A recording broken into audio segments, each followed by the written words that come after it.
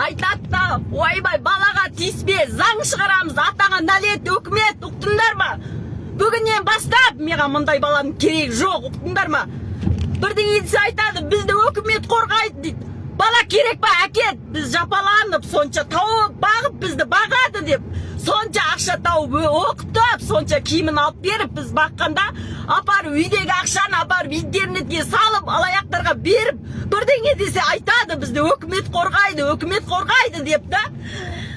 Атаңа нәлет, сол заңды шығарған, саған бала керек ба, маған бала керек емес. Не үшін мен сонша жапаланып, сонша баққан балам интернетке менен тығып ақша салып жүр. Өзін ойлашы, кімге керек ондай бала?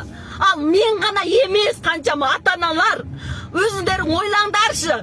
Қаншама ата-аналар зарлап отырған. Ал жасырады, елден ұят, мен елден ұялмаймын. Не үшін елден ұялам? Сол заңды шығарған өкімет елден ұялмағанда мен не үшін елден ұялауым керек? Мен сонша жапаланып тапқан ақшамды интернетке салып тастаса, мен не үшін елден ұялауым керек?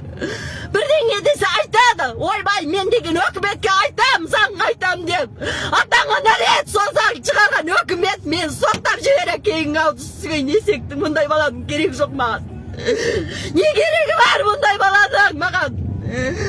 Не керегі бар мұндай баланың маған? Сонша балам деп тауып үмітіңді ақтамаса, 13-ке келген бала қалай?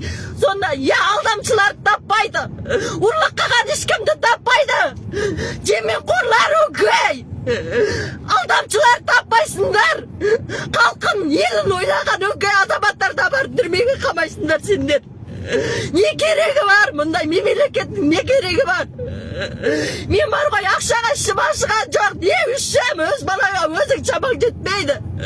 Соған жүрегім ауырады менің.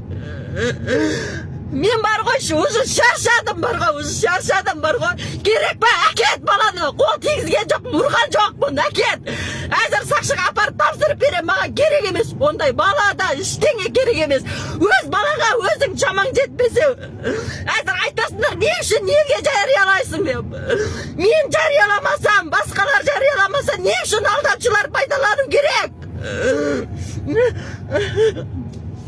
Ондай өкіметтің кімге керегі бар? Ұрлықшының, тонаушының сөзін сөйлеген өкіметтің не керегі бар сонда? Не керегі бар сонда? Өкімет сонда кімге керек, айтыңыздаршы.